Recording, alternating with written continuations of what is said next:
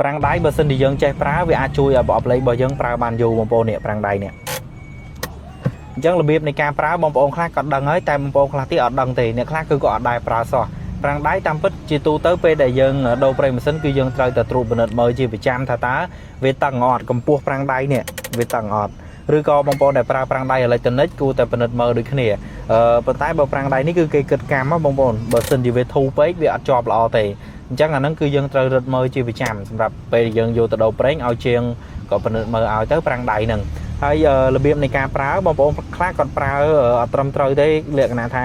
ពេលដែលគាត់ឈប់ឡាននេះបងប្អូនគាត់រុញមកដាក់ពេហើយมันគាត់លើប្រាំងដៃអញ្ចឹងពេលដែលគាត់ធ្វើអញ្ចឹងបន្ទុករបស់ឡានគឺទៅជាប់នៅនឹងប្រអប់លេខនេះមិនមែនដោយសារប្រាំងដៃទេប្រាំងដៃនេះអត់មានប្រយោជន៍អីទាំងអស់ពេលដែលគាត់ធ្វើបែបហ្នឹងណាអញ្ចឹងការប្រើដែលត្រឹមត្រូវគឺឧទាហរណ៍ថាពេលដែលបងប្អូនបើកទៅមុខឥឡូវខ្ញុំដាក់លេខ P លេខ D ទៅមុខណាច្រឡំលេខ P បងប្អូនអញ្ចឹងពេលដែលយើងមកឈប់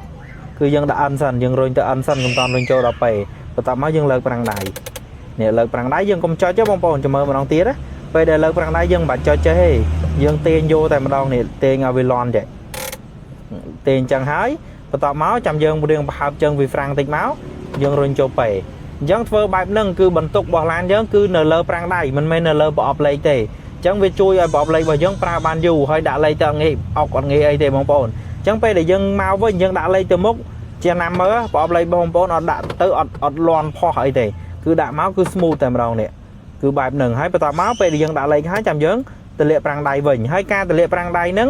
បងប្អូនខ្លះជាពិសេសបងស្រីពេលដែលគាត់ទម្លាក់ប្រាំងដៃគាត់ព្យាយាមចុចចេះហើយគាត់ទម្លាក់ទៅក្រោមចេះអញ្ចឹងធ្វើអញ្ចឹងអត់កើតទេបងប្អូនតើតែបងទាញប្រាំងដៃប្រហើបឡើងតិចមកចាំបងចុចហើយទម្លាក់មកវិញគឺងាយស្រួលមែនតើនេះមើលពេលដែលយើងប្រហើបបន្តិចមកយើងចុចមកដាក់ទៅវិញកុំព្យាយាមចុចបែបនេះចុចអត់ទៅទេតើតែយើងប្រហើបមកបន្តិចយើងចុចមកបានទម្លាក់បានអញ្ចឹងពេលដែលយើងដាក់លេខទៅមុខនេះអូខេទៅក្រោយអូខេពេលដែលយើងចង់ឈប់ចង់ចតឡានយើងដាក់ N សិន